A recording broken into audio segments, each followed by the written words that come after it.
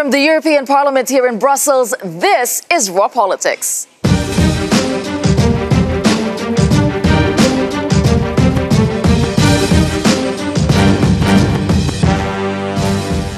Thank you for joining us tonight, and this is what we have for you on the menu. Expenses under wraps. MEPs will not have to reveal how they spent taxpayers' money. Not ruling out Remain. Will the UK's Labour Party take a political gamble on Brexit? Blame the messenger. Does the media bear responsibility for the rise of nationalism? Swedish confidence. The Prime Minister is ousted in a dramatic vote. And in tonight's Raw Moment, the biggest baby at the UN General Assembly. It's good to have you with us. Now it's time to meet the panel. We have, of course, Darren McCaffrey, our political editor here at Euronews. Darren, which story do you like? I think it does have to be MEPs. Expenses for an institution that bases itself on transparency and scrutiny and openness. I'm not entirely sure this has been a good day for them. And I do think it feeds into the worst perceptions of some of the European Union's enemies. Exactly. And tonight we're also joined by David Hirschenhorn. He is a chief Brussels correspondent at Politico Europe. Or which one do you like? I'm watching the UN General Assembly. Both Commission President Juncker and Council President Tusk are there. But we know there are a lot of crybabies on the world stage, including Donald Trump. So we'll see which one is the biggest. A lot of things coming out of New York. And tonight we are joined also by Ernest Urtasun. He is a Green MEP from Spain. Ernest, which story are you watching? Well, I'm following the Labour conference very closely. Labour not ruling out Remain anymore. I think that's a very important headline. Important headline, especially for the EU. All right, we'll have more on all of those stories. But first, our top story. 751 MEPs. Hundreds of millions of euros in annual expenses. And according to a ruling today from the European Court of Justice, taxpayers, they're not entitled to know exactly how that money is spent. Now, the legal challenge was brought by journalists after Parliament denied access to documents about the money MEPs receive on top of their salaries. And that included general allowance, travel allowance, daily subsistence, and funds for staffing. Well, today in court, the court sided with the Parliament, refusing to provide access to documents. It says institutions must refuse access to a document where disclosure would undermine the protection of privacy and the integrity of the individual. So I'd like to go to you first, Ernest, as an MEP. Do you agree with this court ruling? Is it right or wrong? I think it's completely wrong. We've been calling for transparency here in this House. I think a majority of MEPs, according to what we vote on these issues in plenary, are in favour of more transparency, and particularly on the general expenditures allowance, because this is 4,000 euros that come on top of our salary, and this is not an extra salary. This is money that needs to be used in a certain manner. There should be rules, and that is why from the Greens we have a policy that this money is kept in a separate bank account, that we keep receipts of how do we use that money. If MEPs want transparency, why is this the direction that the Parliament is taking? Because so far the board of the Parliament has blocked any reform. Do we know why? And for transparency, that you should ask Mr. Tajani and his Vice President why that is the case. But I think for us it's very clear. It's very easy to put very simple rules as we have as Greens and the European Parliament. This money should be kept in a separate bank account. We need to keep receipts of everything that we spend, and there should be checks on these receipts. And of course, we're not asking the House to check on every single receipt, but you can do some controls on a certain percentage of the receipts randomly among different MEPs. This could be done very easily. But you know what the question is going to be. What are you trying to hide? I mean, it's absurd that this is even in court, right? This is not about personal integrity or personal privacy. This is about public integrity. And if Europe wants to, for sure, get themselves more Donald Trumps elected, this is the way to go about it. This is the not kind of telling behavior voters how their money is used. It's a basic issue of trust between voters and government. Absolutely. This is the kind of thing that fuels your skepticism, isn't it? It fuels skepticism in general. Again, what are you hiding? Why is the leadership of the Parliament against this? MEPs could certainly disclose receipts. They could say we went for coffee with a constituent without saying who was drinking the coffee. There's nothing that's being dealt with here that is a national security issue. That stuff is handled in the capitals. So again, the question goes back to President Tajani and to the EPP, the dominant party in the Parliament. What are you hiding? This question. Now, this case at the ECJ was originally brought by journalists. And Darren, you managed to speak to one of the journalists today who brought on the case. Right? And when you look at some of the Tessa, just the figures involved in what you guys get and what you claim. I mean, you know, there's obviously the monthly salary of 8,611 euros. Then there's an office salary of before tax 24,164. That's for office staff. Then there's the daily subsistence when it comes to expenses, €307 per day. And then on top of that, that 4,000, which is not accountable at all. I mean, that's to most Europeans. That is way and beyond what they get. And to not have to properly explain what you're spending the money on, I think, is what people are outraged at. Now, the explanation, of course, from the Parliament is this about privacy and it's about work overload. But given you're weighing up those factors about transparency and balance and scrutiny in a democracy, that's probably quite important. But as you say, I did speak to one of those journalists, Anushka Delic. She is based in Ljubljana. And this is what she had to say. And I asked her, first of all, about how she thought today's ruling had gone. I think it's disappointing, to say the least, or to be diplomatic. It's disappointing. And it's also worrisome. I think it comes at the worst possible time, given the state of the European Union today. I think that it really feeds into the hands of EU sentiments or EU skeptics, because it is in effect saying that the members of the European Parliament are not to be scrutinized by the public because it's their private data.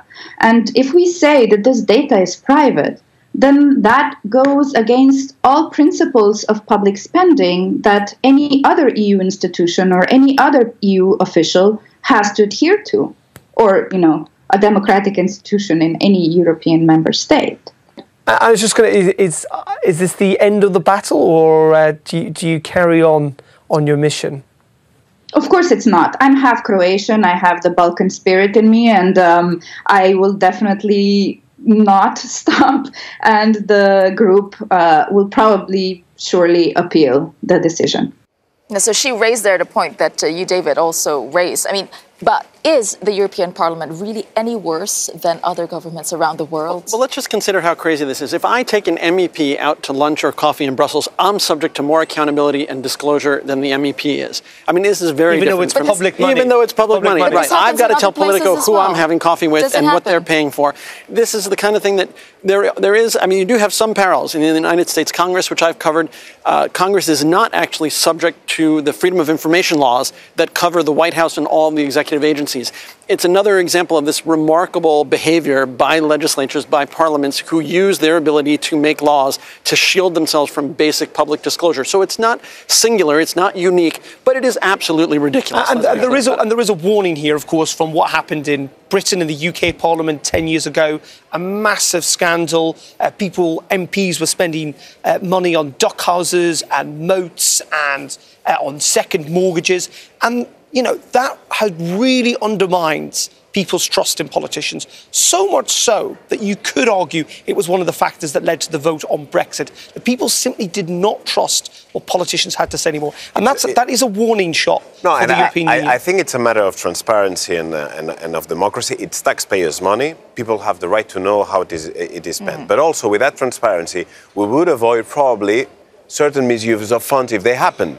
When everybody is on the public scrutiny, then you would think twice before misusing your money. So that's why I think it should be absolutely obligatory for all MEPs that all this information is public, as we are calling for. And you were saying that majority of MEPs we voted for that.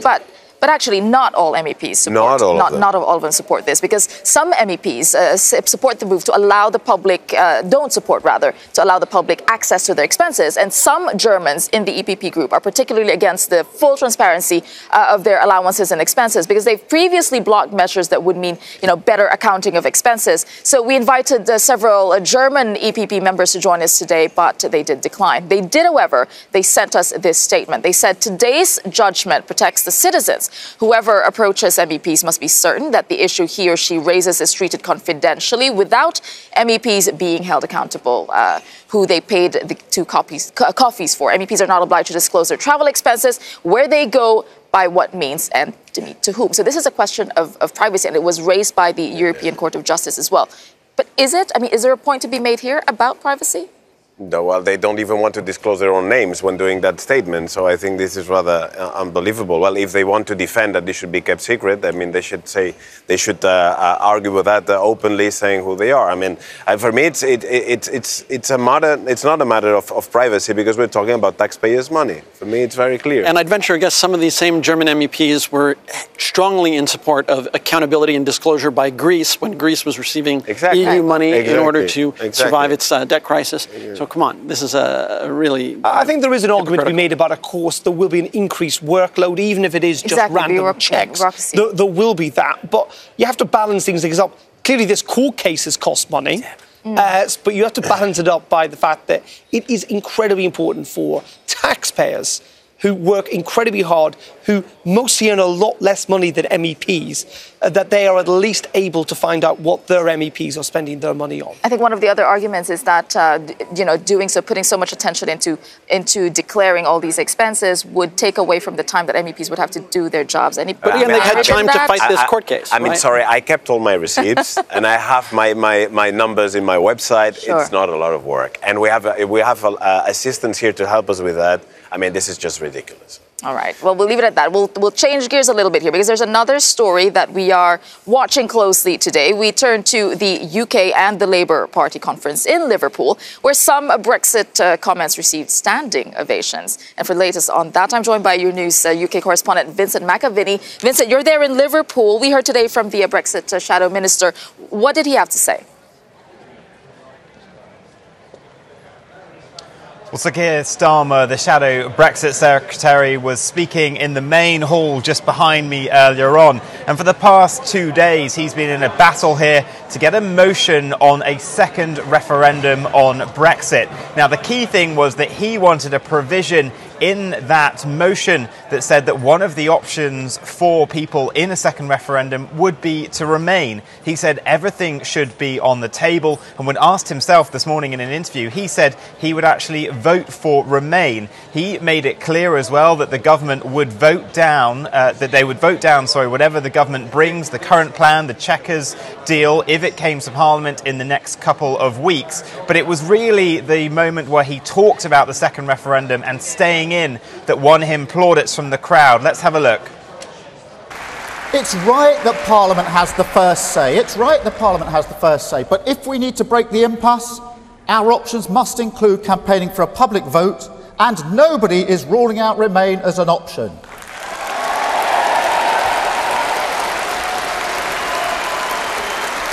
And conference.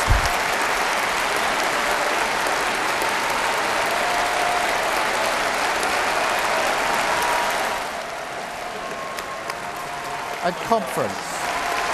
You could see and people standing on their feet. That was an unprompted moment, and actually... Right, thank you for that. Well, you could see in that clip there the applause in the hall. Sorry, Vincent McAviney there reporting in Liverpool. Yes, we did see that applause. What significance that would have on, what's coming out of that Labour Party conference? I mean, not ruling out anything, including Remain. I'd put that to you. Has it really gotten, has it shifted so much politically that they're taking this gamble? What's really interesting about this, first of all, is that was unscripted. And this shows, if we think the Conservative Party in Britain are divided on Brexit, Labour really are not far behind them. That was unscripted. Keir Starmer was not meant to say that in his speech. He did, and he got a standing ovation. Not from everyone. There's a chap on the end called Dennis Skinner, who is a very big supporter of Jeremy Corbyn, who clearly was not happy with that. As Vinny said, Keir Starmer in an interview said that he would vote Remain. Jeremy Corbyn has refused to say that in an interview. We've heard from quite a few delegates and from trade union bosses who do not want this referendum. We've heard from Keir Starmer that he thinks that Article 50 doesn't need to be extended yet. Emily Thornberry, who's the Shadow Foreign Secretary, has just said that she thinks it should be. Labour are not at all consistent on this. And it's not unsurprising why they're not, because a large number of their voters, particularly in cities, voted to Remain. A large number, particularly in the north of England, voted to leave the European Union. So this party is as divided almost as the Conservative Party. They've not wanted to talk about Brexit for a long time. Now they have, and those divisions are very clear to see. So it's not quite as simple as offering this all options. If you were Theresa May, would you be really worried right now? Theresa May, yes, I'd be really worried, not because of the Labour Party, but really worried because of the Tory Party and the problems she's had in her negotiations with the EU. I mean, this is, and I'm going to offer a slightly different take on this. This is really, really bad news for Brussels. This is not good at all. It is absolutely bad news. The indecision in the UK, the internal fight has made Brexit impossible to negotiate. The good thing for the EU about Theresa May is at least she's been consistent, saying she was for Remain, but she's the Prime Minister. It's her job to carry out the results of the referendum. She's had a hard enough time trying to do that. This is now a complete and total mess, and you can't negotiate if you're Brussels against this kind of total indecision, total division. I mean, Jeremy Corbyn, come on, this is a profile in leadership here, refusing to even say which way he'd go. I mean, what kind of a party leader is that who won't even tell the party where he'd like to lead? I mean, Remain as a possibility. Is it really bad news for Brussels, or is it something that is even being considered? No, I understand the logic. It can be very bad news for Brussels because you don't know who you're talking about anymore because everything is a mess. The prospect of having Remain in the future could be good news, but how realistic is this? That we don't know. But there are two things for sure that we need to keep in mind. First, half of the population voted Remain. Who defends them in the UK nowadays? Nobody, just the small parties like the Greens or the Lib Dems. But that's 50% of people voted Remain. And then the second issue is, of course, a lot of people who voted for Brexit, they did not know the conditions. The conditions under which this referendum happened was totally outrageous. Nobody knew how this would end. And of course, and Boris Johnson put it very clearly the other day in one sentence, at the end of the day, Brexit means that you need to accept huge amounts of EU law, and now you cannot elaborate them, you cannot participate in their development. So this is, now they see, a lot of people see that this makes no sense at all. So of course there are problems inside both the Tory and the Labour Party, because with that, taking two things into account, that half the population voted Remain, and that the reality of Brexit is really, really a mess, something needs to happen. But the interesting thing for those people campaigning for a second referendum is that if there was one tomorrow, or indeed in 3 months' time, actually there has not been a significant shift in public opinion. It'll be the same result. It is entirely possible we would get exactly the same results. And that's why this is bad news, right? If the timing is everything. If in a certain amount of time, Theresa May's government falls, Labour wins a new national election, and whoever becomes Prime Minister declares, that's it, Brexit is off, we're going with Remain, we're going to put it to the public, but we're stopping this right now. That would be one thing, but that's not what the EU is hearing. They're hearing this at a point when it's just very difficult. And certainly, Brexit is a topic that the EU will be watching closely, and we will be following the Labour conference all week, of course. But right now, let's move on to tonight's Power Play, because this is coming from the French President Emmanuel Macron. Let's take a look. What do you do when you're the French president and your approval ratings are falling sharply? There's only one answer: tax cuts. As his popularity falls to a record low and economic growth slows, France's Emmanuel Macron has wrapped up a €25 billion package of tax cuts for his public. The tax bill for households will fall by a total of €6 billion. Meanwhile, levies on businesses are set to fall by €18.8 billion. The result? France's overall tax burden will fall to its lowest level since 2012. But Macron is walking a tightrope. The tax cuts will push up France's budget deficit towards the EU's limit and could hinder Macron's pledge to balance the budget by the end of his presidential term in 2022. So this latest move, will it help him or hurt him? What do you think? Absolutely help him. Help him. There is no doubt about it. Free money as a political strategy always works. The nice thing for French voters and European citizens is that there are these deficit rules so that Macron can't do what Donald Trump and the Republicans have done in the United States, which is just give away $1.5 trillion over 10 years with no restrictions on it whatsoever. These governments are capable, if they can, of giving away magic money. In this case, it looks like it'll play well with voters, and it's within the feasible in terms of France's economy. Because it's going to come from somewhere, and if it's going to come from welfare, if it's going to come from public spending, what do you think? Help I'm not that sure about that, because that, of course, will have consequences in terms of spending, and French do not like that at all. So there's another side of the story, and we'll see how it happens. And also, I'm afraid with the Macron presidency, there's another issue in the medium and long term, which is that his EU agenda is completely failing. Where's the Eurozone reform that was supposed to be developed and agreed with Angela Merkel? It leads nowhere. And this the non-reform of the Eurozone will have more effects on the French economy in the medium and long term than this. So is it a desperate move, do you think? Probably yes, because his rates of popularity are falling very rapidly. I mean, it's desperate and it's not. First of all, there's no such thing as free money. Yes, indeed. As in, it is pensioners and those on welfare that will have to pay to a degree. Don't be wrong, the French welfare net is not about to collapse, though. Is it a desperate move? Well, I mean, it does buy into his, overall economic message, which is slightly centre of right. And we know there are going to be job cuts coming down the line to the civil service, and there are some quite difficult and painful reforms for lots of French workers. But clearly he's in a difficult bind. I mean, his popularity has fallen off the edge of a cliff. And this is an attempt to try and resuscitate it. Will it work? He reckons it will. He says, give me 2 to 3 years and the economy will pick up. But, it's pretty sluggish, the growth in France. Unemployment is stubbornly high. He might need a slight miracle. Do you think he's more popular outside of France than he is back at home? Depends for whom. Of course, for the pro-Europeans at a certain moment, they were very enthusiastic with him. But my question comes again, is his European agenda moving somewhere? I don't think so. And that is another big failure for Macron. His biggest failure, I would say, so far.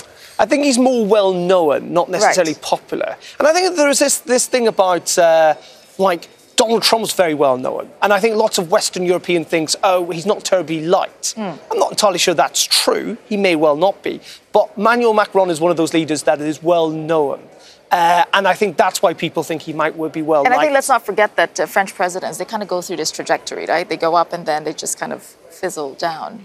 But there's no question that this image he's portrayed as Mr. Europe is starting to wear thin. That there are people in Brussels who are very uneasy about Macron as a different kind of anti-establishment figure who really did away with the traditional parties in France, and we're not sure how well that's working. Now, short term, I still think people care more about the reform they see in their own bank accounts than the Eurozone reform coming down the line. But longer term, there is no free money. It will impact government spending. And you can see Macron's bromance with Donald Trump is over. It seems his romance with the voters of France is over. Where does he go from here? It's a good question. Just firm handshakes from now on. Exactly. All right. Thank you for that to all our panelists.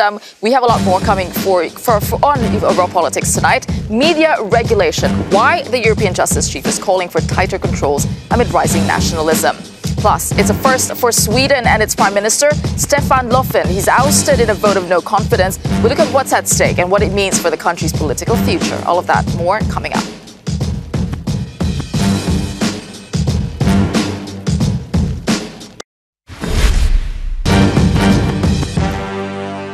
Welcome back to Raw Politics. Now, EU Justice Chief Vera Jourova used a speech in Vienna today to talk about European nationalism. Well, she said racial abuse and discrimination are on the rise, and she blamed, in part, the media and hinted at what she called smart regulation of the media. And I spoke to Vera Jourova a short time ago and asked her why she blames the media. No, I didn't blame media for anything. I called on the bigger responsibility for all of us, of the politicians, of the media, of the opinion leaders, because we see that the atmosphere in the society is worsening, and we have to address this. Yeah, so how do you intend to address it? What is your solution? You were talking about regulation. What does that mean? Well, I spoke about the regulation in very general terms because I spoke about the regulation which we have in the European Union. I spoke about the Charter of Fundamental Rights. I spoke about the legislation which is... But when it comes to the media? Well, I didn't speak about any concrete regulation. I spoke about the need of more responsibility. I mentioned the audiovisual directive, which is already in force, and I spoke about the support of high-quality media. So I think it's a misinterpretation of what I said. I didn't speak about regulation of media. I spoke vice versa about the need to respect the freedom of expression. Okay, but you were saying that because you know newspapers like The Sun, for example, which you brought up, if it's freedom of expression, why did you have to comment on what they were putting out, for example? No, I spoke about the cases when there are comments targeted on concrete people, which might incite following, attacking, and I think that to call somebody dirty rats, it's to my taste, it's going too far. But again, I am not speaking about regulation. It's the responsibility of every media, and we have to be more careful about the consequences, all of us, including the politicians. Yeah, don't you think people are smart enough to decide for themselves? Do you think that they are easily misled, or they believe everything they read, that there needs to be guidance from yourself or other politicians? No, not at all. I am the last one who would like to give guidance to people what to think. I am here to protect the freedom of expression and freedom as such. So this is my steady position, and my speech today was full of it. All right. So, okay, once and for all, to answer the question, who is responsible, in your opinion, for the rise of nationalism and divisive rhetoric?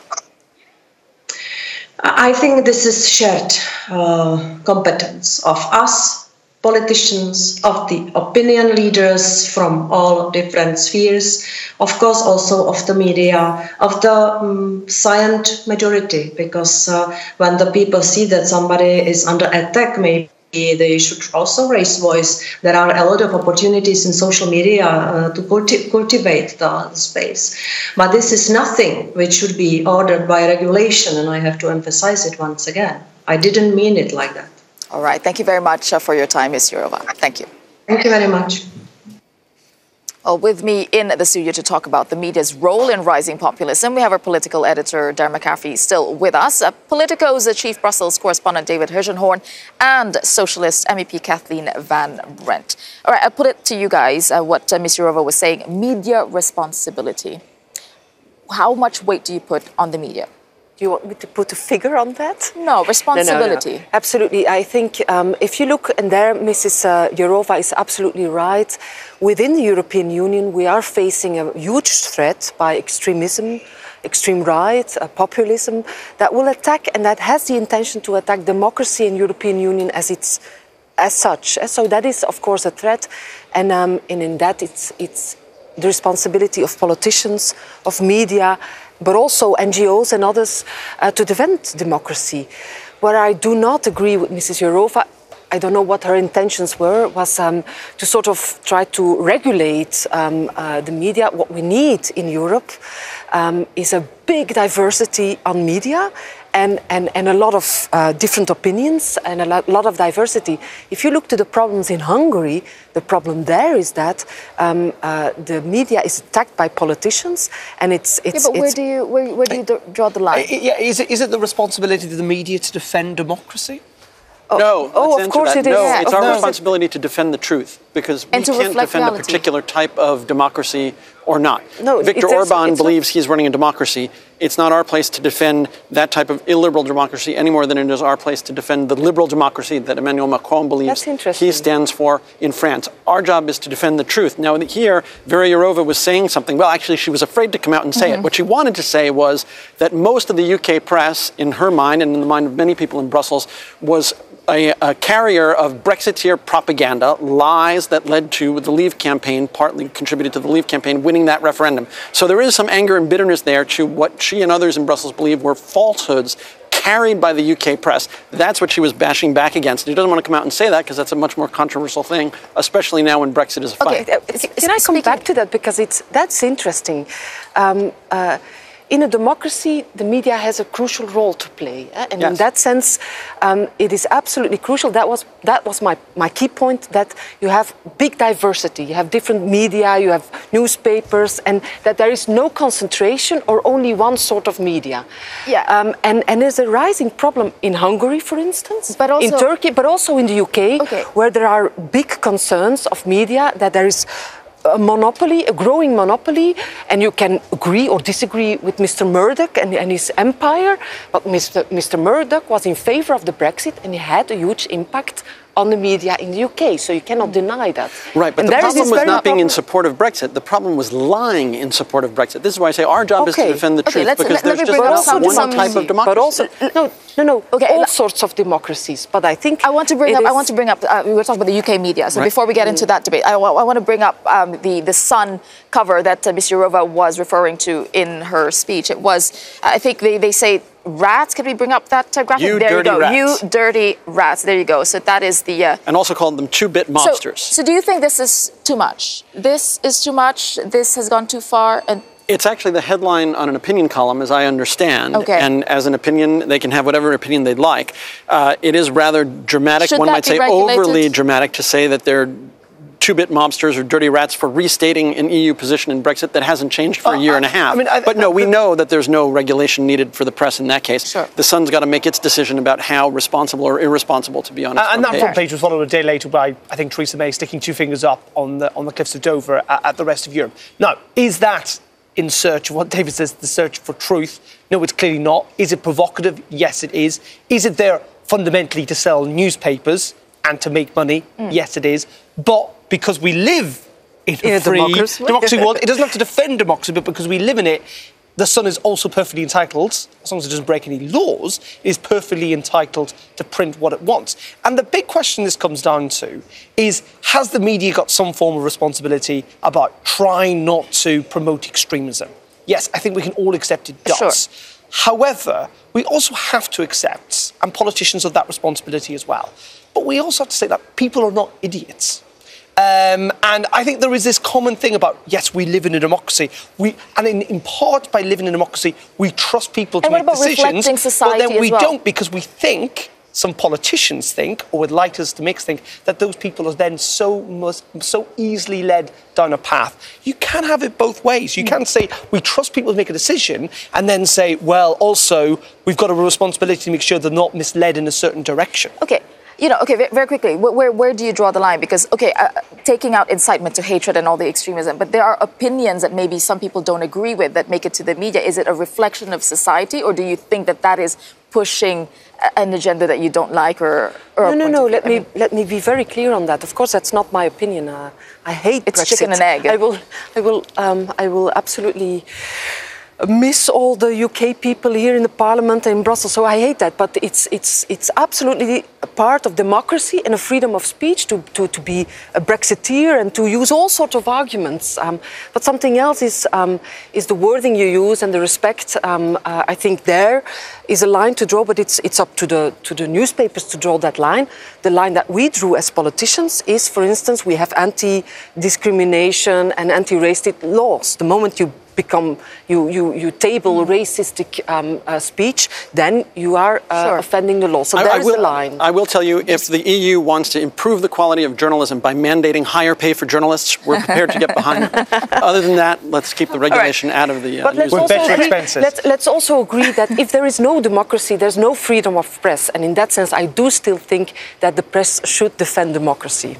All right. There's one man, though, that we know who always talks about fake news and the fake media. Let's move on to U.S. President Trump, because he held a news conference at the UN yesterday. Didn't quite go to plan. That's today's edition of Say That Again. Newly elected President Duque, Colombia, campaigned on an anti-drug platform and won. We look forward to partnering with his new administration to eradicate cocoa production in his country. So clearly he meant cocaine. Speaking of the media, are we picking on Donald Trump too much? I think we do, yeah. Do you think we do? I think we give him too much attention and too much credit. If you go to the United States, you still see a lot of people thinking in a different way. Let's take climate. It's one of my issues here in the Parliament, the Paris Agreement and climate change. He pulled out, but I still see a lot of states, a lot of NGOs, a lot of people day to day working in favor of combating climate. So yes, I think we give him too much credit and too much attention. Or do we pick on him? Well, we can't say we pick on him. He is the President of the United States. He is in many ways the most powerful man in the world. Wow, we can't pick on him too much. But does he create so much material? It's impossible to ignore him on an almost daily basis. I mean, give him credit. Yes, it is. He's prepared to become the worldwide leader to eradicate the scourge of chocolate. You know, we should all get behind him and cheer him on as he goes after Colombian cocoa. That is a drug in itself. That is a drug, indeed. It is a drug, and it really will pick a fight here in Brussels. And no one will pick a fight on that. All right, thank you to our panelists for that. And we have a lot more coming for you on Raw Politics. Sweden first. The PM is ousted in a no-confidence vote weeks after the far right became the third biggest party. That's after a short break.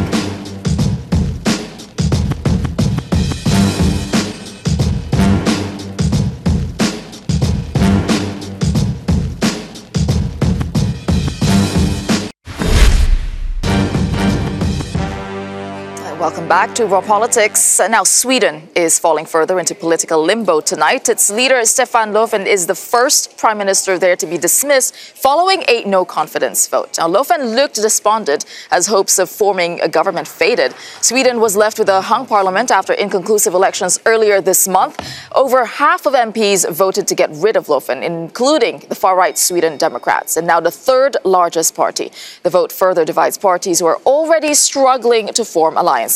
And I am back with our panelists, Darren McCaffrey, our political editor at Euronews, David Hirschenhorn from Politico, and Kathleen Van Bremt from the Party of European Socialists. Now, I want to read first a quote by Jimmy Åkesson. He is the head of the Sweden Democrats. He said, "We will do everything in our power to stop any attempt to form a government, do everything to bring down every government which does not give us a reasonable influence in proportion to our electoral support." That's Jimmy Åkesson. I'd like to ask, do they really hold the cards? Do they think they do? Or is it, do they?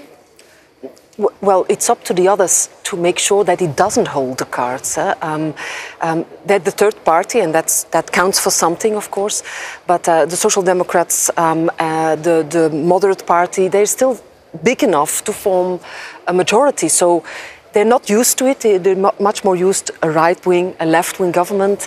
So it's not easy to form a government that's a little bit in between, but it's up to them to make sure that they don't give the cards to the extreme right. Because your quote is so accurate. It doesn't only count for the Swedish extremists, but for most of the extremists, if not all extremists in Europe. They are there to make sure that there is no compromise possible, that there's no solution possible. And they're all breed on the migration politics in the sense that they put it on the top of the agenda. You cannot blame them for that. It is a problem. But in center politics, whether you're on the left or the right, in center politics, we try to find solutions. That's not their aim. They don't want to find any solutions. They just want to be at the extreme to boycott everything. Well, they are the third biggest party now in Sweden. And I mean, will this threat, it's a threat, will this make other parties want to work with him or just further isolate him, do you think?